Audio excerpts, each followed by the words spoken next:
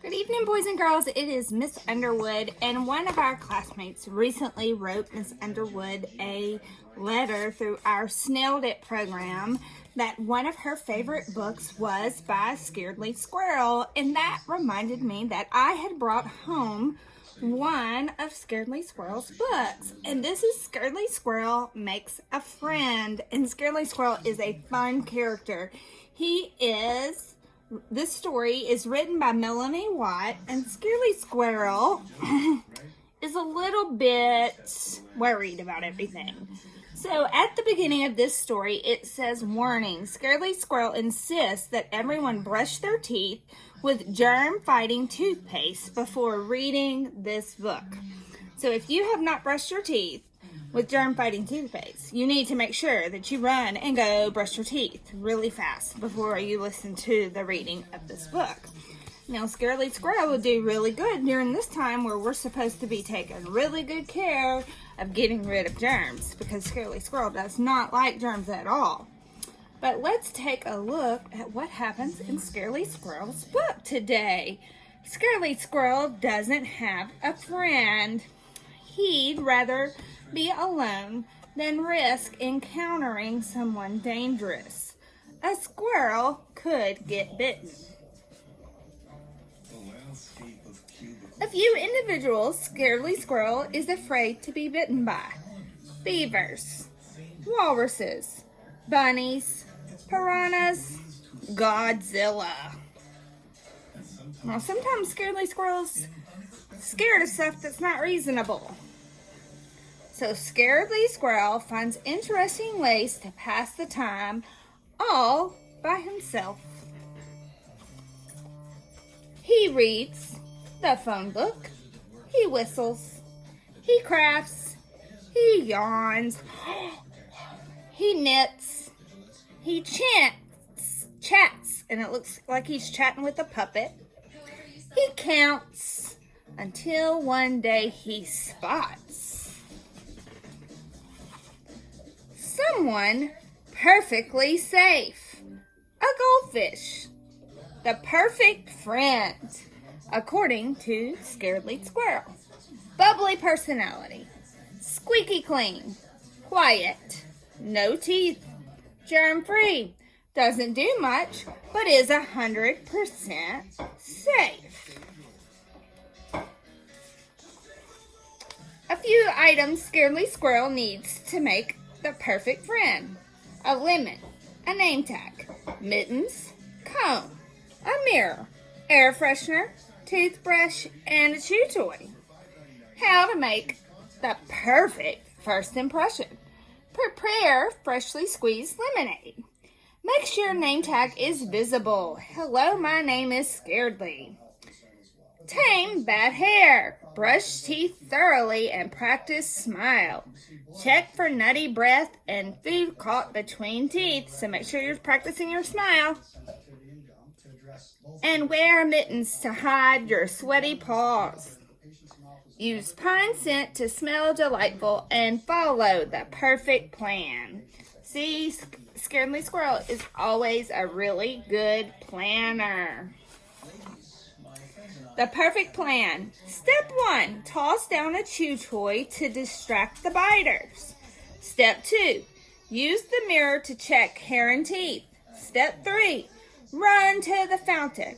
Step 4, point to the name tag and smile. Step 5, offer lemonade. Step 6, make the perfect friend. And then it says, don't talk to suspicious bunnies. Stay away from piranha-infested ponds. Beware walruses, they're fast on their flippers. Avoid beavers, they could snap at any point. Watch out for Godzilla for obvious reasons. Goldfishes here. But let's say, just for example, that Scaredy Squirrel did come face to face with a potential biter. He knows exactly what not to do. So Scaredy Squirrel has made a map, and in his map, he has made a legend. And the legend in his map tells you what each little picture stands for. So that's our little mini social studies lessons for today.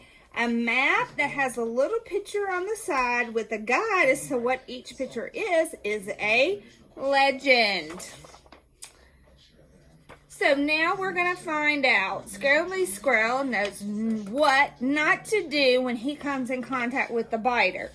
With every detail under control, Scaredy Squirrel puts the plan into action. First, he tosses down the chew toy. Then he heads down the tree. Everything is perfect until he hears a strange sound coming from behind. Squeak! And he realizes objects in the mirror are closer than they appear.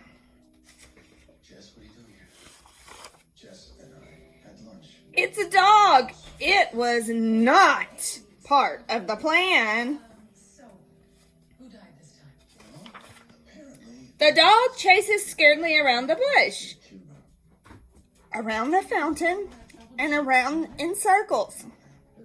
Until Scaredy Squirrel, he tries to call time out, but that doesn't work.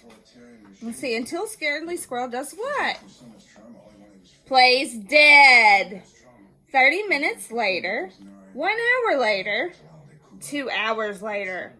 After all this time, Scaredy Squirrel realizes that the dog doesn't want to bite him. Look at that. He played dead for 2 whole hours. That's a long time.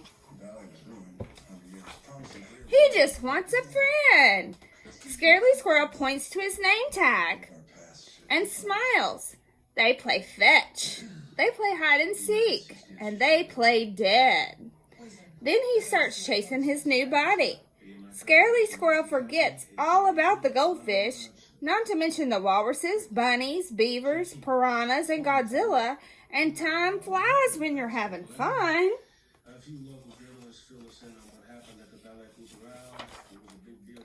All this excitement inspires Scaredy Squirrel to make a few minor changes to his idea of a friend. My almost perfect friend, according to Scaredy Squirrel. Muddy paws, loud bark, drool, tooth, wet doggy smell, germs, 83% safe, but lots of fun. My almost perfect friend, according to Scaredy Squirrel. P.S. As far as the wet doggy smell, it's been taken care of. And look, he took care of it with his pine-scented air freshener. So, Danielle, I hope you have watched this video and you enjoyed this book of Scaredy Squirrel Makes a Friend. And anybody else that is a fan of Scaredy Squirrel, he often learns that some things in life are not as scary as we make them out to be. And he is a very good planner. But sometimes, even when we make a plan, things don't go as the way we plan. So life is sometimes about how we react to plan B. And right now, I think all of us are learning that sometimes the hard way.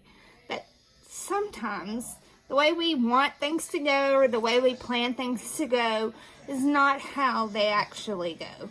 But if we think and are calm and we react in a positive way, we can make the best of it.